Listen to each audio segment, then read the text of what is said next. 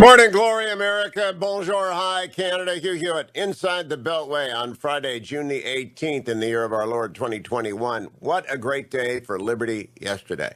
And in two different and very distinct ways. First, June 19th became a federal holiday. I'm wholly supportive of this. I think it's a great idea. Abraham Lincoln began the process of emancipating the enslaved in 1863. January 1 of 1863, Abraham Lincoln issues the Emancipation Proclamation. That process does not become complete until December 6 of 1865, when the 13th Amendment was ratified and slavery was eradicated as legal anywhere in the United States. The emancipation of the enslaved was first celebrated in Galveston, Texas on June the 19th in 1866, and that's been generally referred to since then as Juneteenth because it was a commemoration. It wasn't a holiday. Galveston, Texas gets credit for being the first. But that long process of emancipation of the enslaved and the healing of the original sin in the constitutional order, unavoidable, but also unavoidably shameful and wrong and deeply evil, recognized as such by the framers, articulated as such by Abraham Lincoln in his Cooper's Union speech. That process is a both point of pride and sorrow in the United States that it took so long that we ever had to do it in the first place, that slavery was ever recognized on this continent, as it has endured throughout the world and other places. At least it is in our Constitution founding document here because of the 13th Amendment. Unlawful, illegal, and obviously immoral. So we're going to celebrate that on June the 19th going forward, Juneteenth. But Juneteenth will be celebrated, of course, on a Friday, as it will be this year, today, as a matter of fact. Oh, tomorrow, but I think there's a federal holiday today. I believe that feds are off today. Yeah, I know the holiday is tomorrow, but today is the Friday in which we're going to get the day off. That because I know some people in the military didn't have to go in because the president signed the legislation for Juneteenth, which is tomorrow, June 19th. Today is the 18th, but I believe that today is off. So, for federal employees, I don't think anyone else has adopted the calendar. That was number one. Number two, huge win for religious liberty yesterday. And I'm going to spend a lot of time talking about this today. 9-0 ruling on behalf of the Archdiocese of Philadelphia and its able, though retired now leader, Archbishop Charles Chaput. And I want to just pause here and thank the Archbishop and his team, Fran Meyer, and everyone who in the diocese went the distance. They had to get through a bad district court ruling. They had to get through a unanimous Third Circuit appeals court that said no, what the city of Philadelphia is doing, telling Catholics that they may not adopt unless they also allow same-sex couples to adopt on the same basis as man-woman couples. The Archbishop said, that's not our faith. We can't do that, and we're going to sue. Now, it cost them a lot of money, and they got a lot of help from the Becket Fund, from the Alliance Defending Freedom, from some great lawyers. But it mostly took the courage of the Archbishop and his team to see it through. And yesterday, a resounding 9-0 win. The city of Philadelphia cannot make Catholic charities arrange, facilitate the adoption of children in their care, their social services, their system, to same-sex parents, married or unmarried. And that is a huge victory for religious liberty. Now, I'll come back and explain why it's also a victory within a victory. Because there are now 5 votes to overturn Smith, the worst decision, maybe the only bad, terrible decision by Antonin Scalia. And Smith needs to be overturned. And Amy Coney Barrett put out a execution warrant for the decision yesterday. But the Chief Justice ably maneuvered a 9-0 decision to send a message around the United States that religious liberty brings everyone together. Justices Sotomayor and Kagan and Breyer and Justices Gorsuch and Alito and Thomas and Justices Barrett and Kavanaugh and Roberts, all 9 of them believe in religious liberty and believe that the state may not enforce its elite values, that same-sex rights trump religious belief. That's the elite opinion value. They may not do that. 9-0. It's a resounding win. Now, I'll come back and discuss it after I finish the rundown, but my hat is off, and every bishop in America, indeed every clergyman and a person of faith, ought to be sending flowers and cards of thanks to Archbishop Chaput up in Philadelphia. He's in retirement now, but he continues to write. His wonderful book, Things Worth Dying For, is out there. Go and get it. He has saved a lot of religious communities around the United States, a lot of litigation grief. It wasn't the repudiation of Smith by 9-0, which it should have been, but it's the first part of a two-step dance. That thing is a zombie decision now. It's dead. It will fall next year or the year thereafter. Justice Barrett just giving, along with Justice Kavanaugh and Breyer, notice to everyone out there to get prepared. Democrats floated a $6 trillion plan amid talks on a narrower infrastructure deal. The narrower infrastructure deal is probably going to pass, and when it does, that ought to kill this reconciliation bill. And if it doesn't, the Republicans have been hornswoggled. Joe Manchin came up with this very long, quote, compromise on voting rights. Not a compromise. It's unconstitutional in many of its features. Republicans cannot support it. Mitch McConnell said so. I'll play you that tape a little bit later. Simply unconstitutional in many of its provisions. Voting ought to be easy to do, and cheating ought to be impossible to get away with. And that ought to be done at the state level. Now, the federal government can control some things about federal voting, but they may not control redistricting at the states. They may not control the state's rules on voting. It is that simple. It's a clear-cut constitutional command, and either we're going to live with the Constitution or amend it. And Joe Manchin should know better about that. Yesterday, the House of Representatives, led by Mike Gallagher and other conservatives, moved to repeal the authorization to invade Iraq in 2002. It's still on the books. Good for them. The 2001 authorization for the use of military force against terrorists remains in force. That still remains in force because it has to get through the Senate. It will. Wall Street Journal has a big story. It isn't just AMC. Retail traders increase pull on the stock market.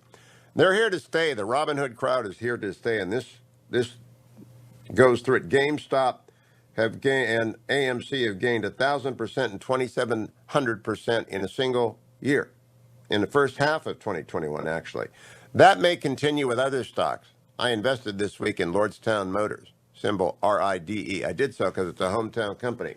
Then I discovered it happens to be one of the Wall Street Bets stocks for Reddit. They love it. So that could happen to them, too. These are trading games. It's basically gambling with small capitalized stocks using options.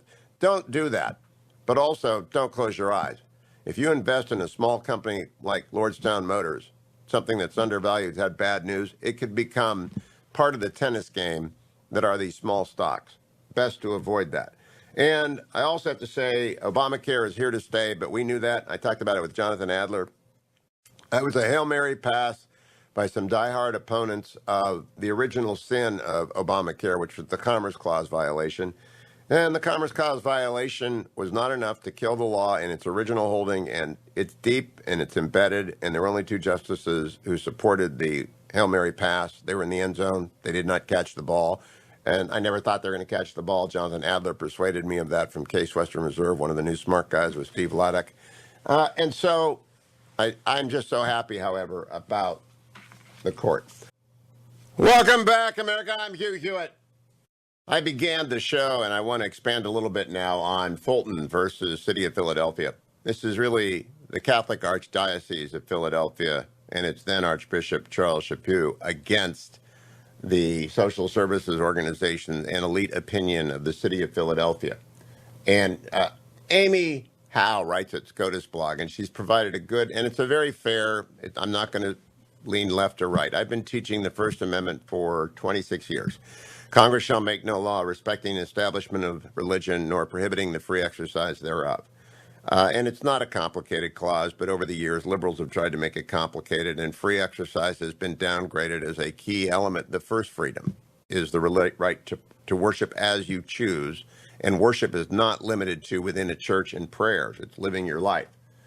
And that has been whittled away, and most recently, the culture wars by the left against faith have made it increasingly difficult for people of faith to live alone and in their community and to live expressing their faith in many different ways. Jack Phillips in Colorado has been sued again by the ridiculous Colorado. He's got a 9-year legal battle. It's impossible to go up against the legions of lawyers on the left unless you have absolutely spines of steel and a resolve that you're doing God's work. Jack Phillips did, but so did Archbishop Chaput and a lot of Catholic dioceses, especially those that have been pressed by settlements. necessary settlements, good and decent settlements with victims of sexual abuse. They haven't got any money. They've been selling property. Schools have closed. They will reopen as we realize public education has fallen apart. I think Catholic education is going to have a renaissance. But the Archbishop took a stand when Catholic Social Services, an arm of the diocese, was told that by the city of Philadelphia that they could not make referrals to of parents who wanted to adopt to the city social services because they wouldn't place children with same-sex couples. And the Archdiocese sued, saying that is an infringement on our religious liberty. We do not believe that a child should be placed with a same-sex couple when they can go with a heterosexual couple married according to the norms of our tradition. Now, I happen to know gay men who raise wonderful adopted children. One of them is my personal lawyer, and I know his two sons and their two sons. And I know that there are different views on this, but I know that the Catholic view is that ought not to happen, and their agencies cannot put it forward. And that is the part of the Constitution upheld 9-0 yesterday. The city of Philadelphia went out of its way not to make an accommodation for an obviously heartfelt, long-believed, and in canon law part of the oldest Christian denomination in the world. For 2,000 years, Catholics have believed that marriage is between one man and one woman, have not believed in divorce, have not believed in same-sex marriage, believe very much that children should be raised by one mother and one father, and they have acted for 2,000 years in defense of that principle. And the city of Philadelphia's LGBT community pressed the city's social services to impose upon Catholics a new order, and that violated their free exercise clause.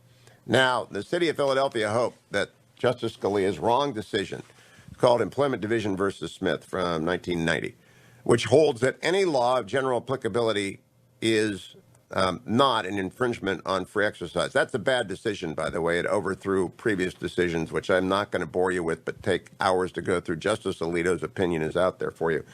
And they said, oh, this is a Smith decision. This is a law of general applicability. No adoption agency gets to adopt Philadelphia kids unless they allow everyone to adopt. And Chief Justice Roberts took a narrow view and said, no, that's religious discrimination. I'm using layman language here. You actually wrote that to screw the Catholic Archdiocese and make them take same-sex couples as adopting parents. And he got 9 votes for the position that whatever it is that Philadelphia did, it was unconstitutional.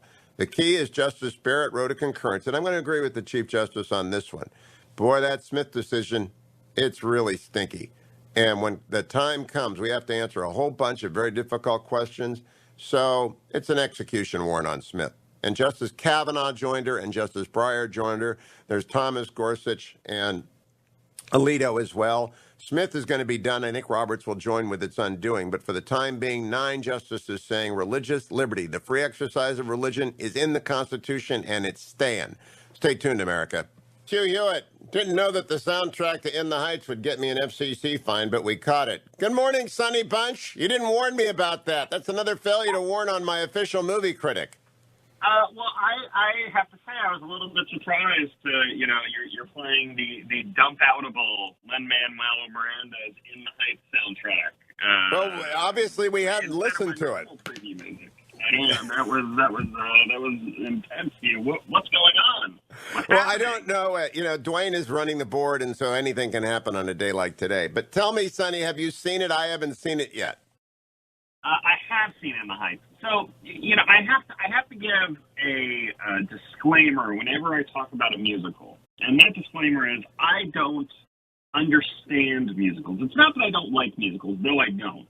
It's that I just don't get the form. I don't get the format. I don't get the people singing in lieu of having dialogue. I don't like watching dancing. The whole thing just does not work for me. So I have seen In the Heights, and I didn't really care for it. It doesn't work for me. But that is a personal failing more than so anything. Musicals are for you as horror films are for me. Kind of, yeah, kind of. But at least with a horror film, you understand like what a scare is. And you understand tension and that sort of thing. With me, it's like I literally have trouble following the dialogue as it's sung because I can't really parse lyrics as dialogue. I have a mental block. I gather you don't like synchronized swimming in the Olympics either. Not a sport. Come on. No. Okay. See, that's your Water problem. You just don't like synchronized anything. Yeah, I mean, look, here's the thing. In the Heights, I will say, for people who like musicals, it seems to be a successful musical. You know, it's 95% fresh on Rotten Tomatoes. It has a 96% fresh audience score. You know, people seem to really like this. People who choose to go see this movie seem to really like it. So if you're into musicals, you will probably enjoy this anti-gentrification tale set in the neighborhood of Washington Heights, New York City, directed by John Chu, who did Crazy Rich Asians, and starring a bunch of no names. I mean, it doesn't have a ton of stars in it. Jimmy Smith has the supporting role, and he's probably the biggest star in the movie. But if you, again, it does nothing for me. I don't get it. Well, I got to tell you, it's not both of my boys want to take me to a movie on Father's Day tomorrow afternoon or evening, and I said, well, I don't know what there is because we are a movie family, and I said, In the Heights is not a Father's Day movie; that's a Mother's Day movie, and it's too late for Mother's Day. So, is there any Father's Day movie out there? Does anyone blow up any buildings? Are there any superheroes? Is there anything going on the big screen that's a Father's Day movie? Well, I guess you could consider The Hitman's Wife's Bodyguard a Father's Day movie of sorts. Run that past me again. It's an R-rated action comedy. So it's The Hitman's Wife's Bodyguard. It's a sequel to The Hitman's Bodyguard, which it's a very high concept title. You can understand the movie from the title itself. Yeah, you can. Ryan Reynolds plays a bodyguard, a AAA rated bodyguard, who has to be the bodyguard for a hitman played by Samuel L. Jackson. And they are very much in the normal modes of Ryan Reynolds and Samuel L. Jackson. This is a high concept, star driven property, so you kind of know what you're getting into. It's a junk food movie, comfort food movie right here. It is really old school. By old school, I mean 1990s Hollywood, high concept, star driven vehicle. So the sequel to this movie, I believe the original came out in 2018 or 2017. This is the sequel, The Hitman's Wife's Bodyguard. So now it's not the hitman that the bodyguard is protecting; it's the wife. Although that's kind of a misnomer. Salma Hayek plays the wife in this. And Ryan Reynolds is not really her bodyguard. It's more of a rescue movie. They have to rescue Samuel L. Jackson, who has been kidnapped by the mafia, and once they do that, they have to stop an evil plot by Antonio Banderas, who is playing a Greek art lover who has decided to destroy Europe's infrastructure for the EU's continued aggression against Greece. Well, that's a high concept. Now, I have two quick questions for you. You cannot consult Wikipedia or the internets. How many movies has Samuel L. Jackson made, and how much is he worth? I would guess Samuel L. Jackson has more than 100 screen credits at this point. It's probably like 150 screen credits by now. What is he worth? I have no idea. He also does the bank card, right? He does What's in Your Wallet, and the guy is never not working. He's the hardest working actor in America. Samuel L. Jackson is the closest thing America has to one of the old school British actors who would just do anything. Who would just be in any movie as long as you pay him, as long as you meet his quote, he'll be in anything for any amount of time. He was also recently in Spiral, the Book of Saw, which is a horror movie. So I know you didn't see it or have any interest in it. But he was in that as well for, again, about, 3 scenes. One actor would think Nick Fury was a career, but not say it's a footnote for Samuel L. Jackson. Yeah, he's been in everything. Has he won an Oscar? No, Samuel L. Jackson has never won an Oscar. No, he may have been nominated for Pulp Fiction. Maybe I can't remember. Rules of Engagement. Maybe that was a great performance. I think it was Samuel L. Jackson in Rules of Engagement. But tell me He was in more. Rules of Engagement, yeah. Yeah, I think that might be a nominee. I can't remember, but that was a great movie. James Webb wrote the screenplay for that. What did you think of the hitman's spouse's bodyguard? Yeah, I literally got So he was nominated for Pulp Fiction. Pulp Fiction. Okay. I got tripped up trying to remember the title of it as well. It was funny. I was trying to tell my wife what I was going to see. I'm going to see the Hitman's Bodyguard's wife. No, wait, that doesn't make sense because it's not Ryan Reynolds' wife. It's Samuel L. Jackson's wife. Hold on, it's the Hitman's wife. So anyway, Salma Hayek plays the wife in this. Salma Hayek is delightful. Ryan Reynolds is his typical kind of smarmy, charming self. Samuel L. Jackson is playing very much Samuel L. Jackson. Again, it's a high concept, relatively big budget considering this is an a relatively hard R-rated comedy. And I wouldn't say that I liked it exactly, but it was tolerable. It's the sort. It is. Hugh, you're talking about you need something to go see in the movie theaters, and this is almost the definition of something. It's cinematic filler, the sort of which we have not really had in movie theaters for the last year and a half. This is not a big budget tentpole movie, right? It's not a franchise. Well, I guess it is a franchise feature, but it's not a Saw type, or a no, it's in the John Wick category, and it's perfect for Father's Day, provided Mother doesn't go along. It's got how many? What's the body count? Huge. It's enormous. I would say there are probably at least 50 kills in this movie. Yeah, that's like nobody. Nobody counts nobody's got the highest body count I can remember. But John Wick is usually wins that award every year. But that's a Father's Day movie. Improbable action with weapons that nobody owns, thank God, and in scenes that never occur anywhere in the world. And choreographed, stylized action moves, right? Yes. Well, I wouldn't say it's that choreographed or stylized. The action in this is pretty perfunctory. It's not incompetently shot, but it's not, ballet and operatic like the John Wick movies. But it's fine. It's fine. There is a very funny subplot in this that politically minded readers and listeners will take note of, which is that the driving force of the plot is Antonio Banderas plays this Greek aristocrat who is trying to take his revenge against the EU for imposing sanctions on Greece, which is a very, very pre-pandemic plotline.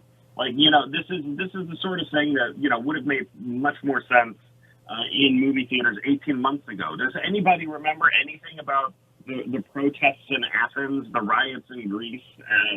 I was there during that time. I'll never forget every cabbie telling me how the government was screwing them because they were devaluing their retirement, and it was actually happening. So I remember it quite clearly, but not many people will.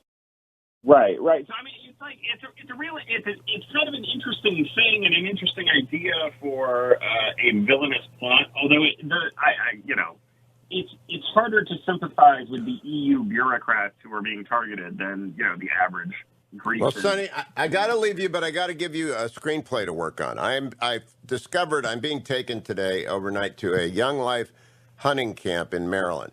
Hunting lodge. And it turns out, just a bunch of Christian buddies and I are going up to this hunting lodge, which is run by the Young Life Group for donors and friends.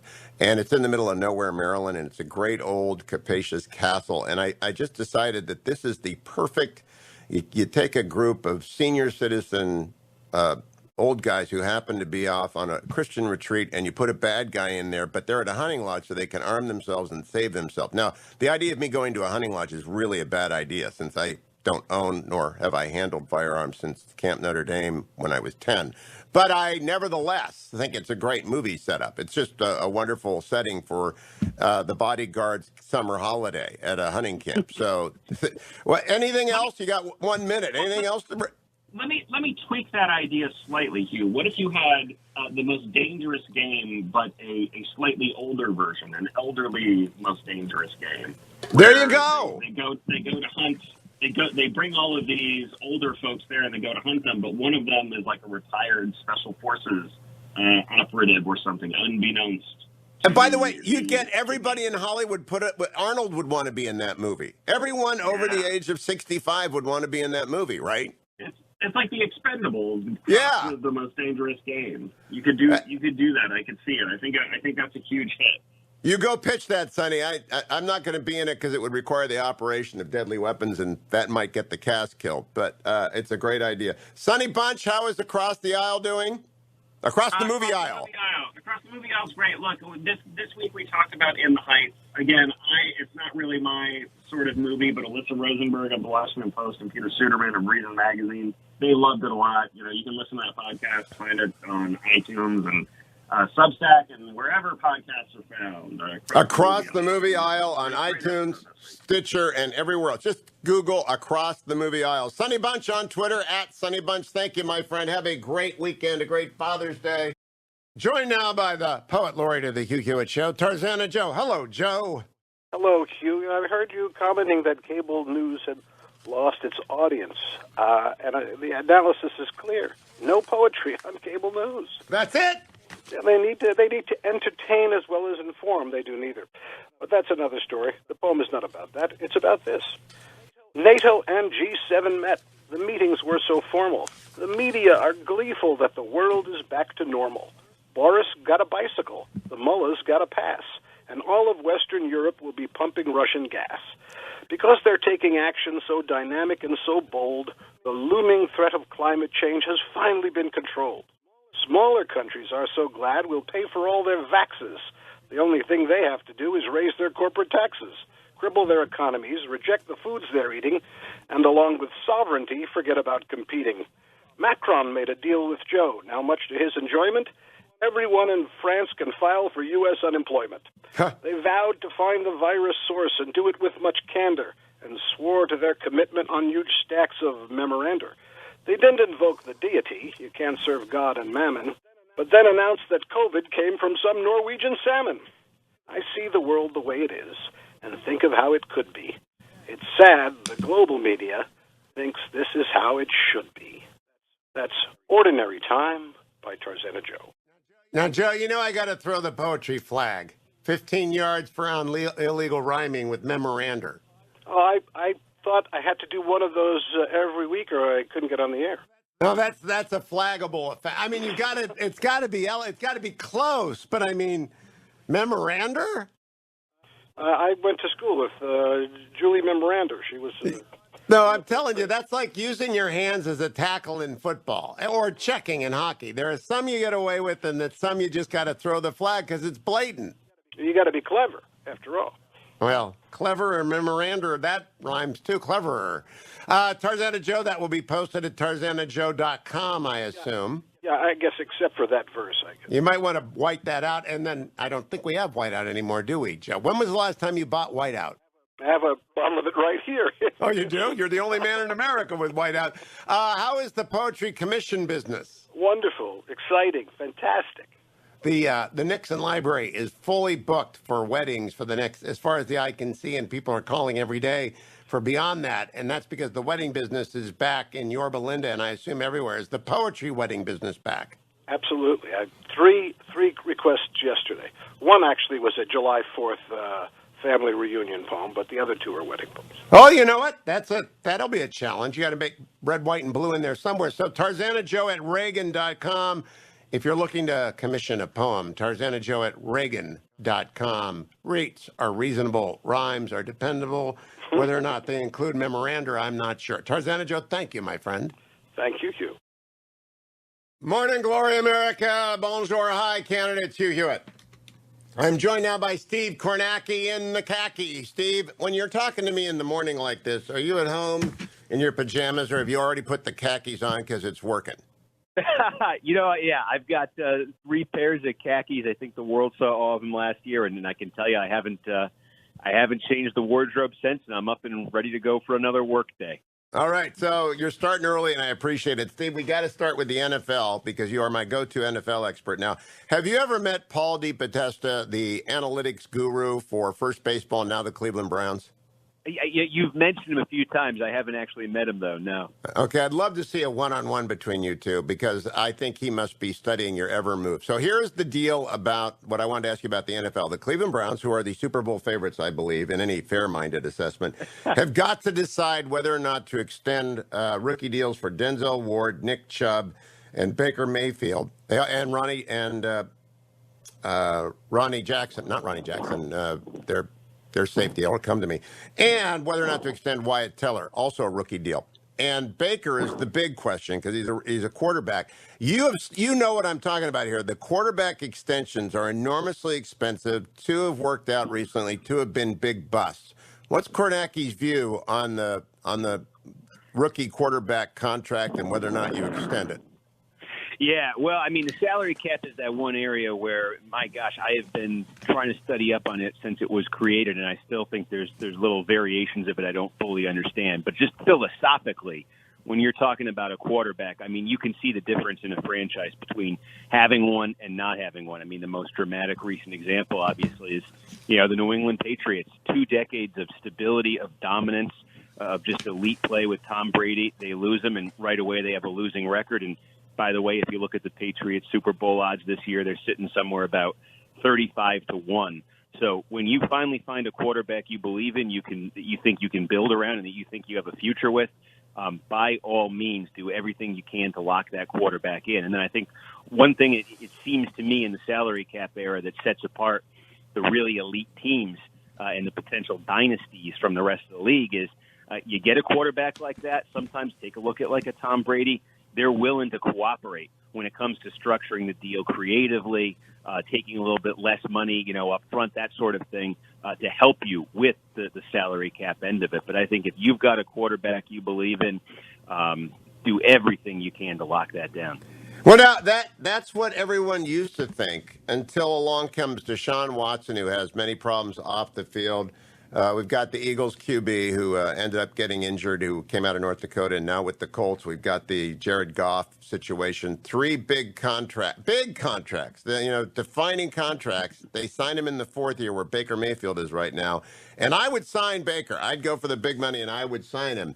But when do the analytics come in and begin to assess the risk-reward ratio of locking up so much of your salary contract? Isn't that going to be driven by the numbers? And it's Ronnie Harrison, by the way. I said Ronnie Jackson. He's the President Trump's former doctor, now a congressman. It's Ronnie Harris. Ronnie Harrison is the safety. So this is a big deal for every team when they hit these rookie deals.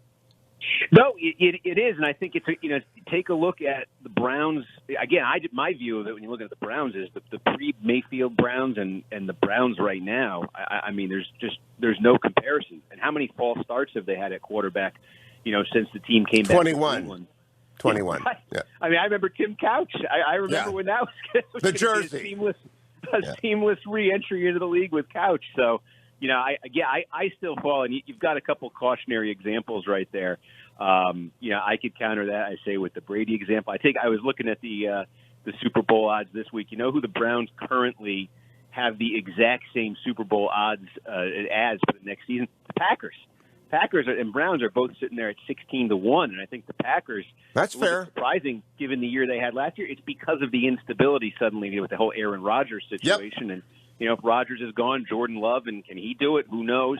So again, I think Mayfield still has to prove some things as an NFL quarterback, but I think he's already shown some stuff, and he's got potential there that the Browns haven't seen in decades. Pretty sure that Jimmy Haslam listens to the show in the morning, and I'm pretty certain a lot of the Browns do. So there you have it. Steve Kornacki's in favor of extending Baker Mayfield. Let's go to politics, Steve. The Joe Manchin compromise on voting rights.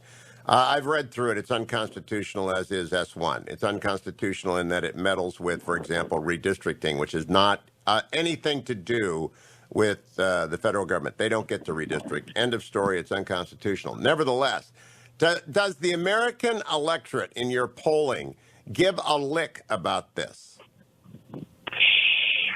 When you ask on, to rank top issues, you don't typically see this. What I thought was interesting in terms of what Manchin put on the table, though, and the polling was the voter ID piece of it. And that was one where if you looked at the instant reaction there, you actually got publicly some buy-in from Democrats who previously been resistant to join with them. You had like Stacey Abrams, Raphael Warnock, both from Georgia, come out and say they could see themselves supporting the voter ID component of it that Manchin put on the table. And the interesting thing on the polling there is I think the most recent polling you had nationally on that, which is a couple months old at this point, still shows broad support for the concept of having an ID, showing an ID to vote.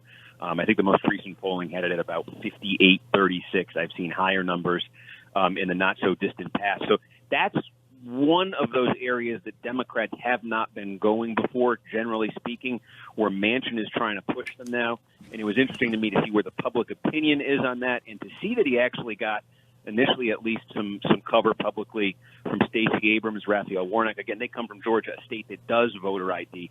So I thought that was an interesting piece of it, although, as you mentioned, does not seem like there's any across-the-aisle buy-in on this one. No, there's not. It's just it's unconstitutional for them to dictate state voting practices. But I think every state ought to look at those numbers and realize that voting ID is a winning way. When I went down to the Republican Governors Association, they've come up with the framing: easy to vote, hard to cheat. And that is the exact framing every Republican state legislature. And Major League Baseball is getting beat up for the All-Star Game move. Delta and Coke have gone silent because they are now the blue airline and the blue soft drink, and Red America does not like that. But the framing of the issue, and I love the way the GOP governors are framing it, easy to vote, hard to cheat. That's their agenda. How do you think that polls as a slogan for the Republican position versus ollie ollie in free, anyone who wants to show up at the polls on voting day, come on in, which is the Democratic position? Yeah, everything that I've seen on the polling on this question, I mean, again, this is going back years, is that intuitively the idea that you need to show some piece of identification to prove that you're not somebody else when you go to vote is very instinctively popular with voters, and that kind of cuts across party lines. Again, the most recent number I saw on this, and I believe this was a couple months old, I think it was 58-36. That was where the number stood in terms of supporting voter ID. The party breakdown of it was, I think there was a plurality of Democrats who said there shouldn't be a voter ID requirement, but the spread among Democrats, the spread was something like 48-40, 48 saying no ID, 40 saying yes. So even among Democratic voters, when you poll it, It struck me for years, there is a broad sort of instinctive support for it. We got a winning issue for the GOP there. Now I want to talk about gerrymandering, the constitutional issue aside. And I know that law and the court's not going to get involved, and people can forget about it. They're just not. This court isn't going to get involved. But as a political issue, the Democrats gerrymander in Maryland and New York and Illinois, and the Republicans gerrymander where they can. What does it show up in public opinion? Is it a mega issue where my eyes glaze over, or do people actually care about gerrymandering? Yeah, no, I think that's in terms of where the energy is on that. I think there's a lot of activist energy on that. I think, I haven't seen, although I've always been curious to see sort of if you could construct a poll that just kind of asks people to define gerrymandering and just to see, who could even kind of get in the ballpark of what it is, just in terms of measuring how deeply invested people are in that. The gerrymandering piece of this is just interesting to me, too, because, again, I think we're looking at a situation in the Senate where it just all the indications from McConnell and the Republicans are they're not letting anything like this through right now. But even if some kind of compromise on this could be struck right now, I think just given the calendar everybody is up against for the 2022 elections, for the redrawing of the maps that really has to take place in the next couple months, I don't think even if you got some kind of compromise in the Senate right now, you could get something up and running in terms of guidelines, in terms of oversight for the next round of redistricting, which is playing out as we speak. Yeah, there is no way that they're going to have a compromise, and there's no way that any compromise they have would be constitutional. But I would love to see it polled, too, because I actually think the saliency issue is what drives this. Activists love to talk about it, and Steve Kornacki, if you ever do man in the street thing, they're going to talk to you about Baker Mayfield about 20 minutes longer than they ever talk about gerrymandering. My friend, thank you for joining us. Steve Kornacki on Twitter, on NBC, MSNBC, smartest guy in the room. And it's always fun to have him on the radio. Don't go anywhere, America. It's the Hugh Hewitt Show.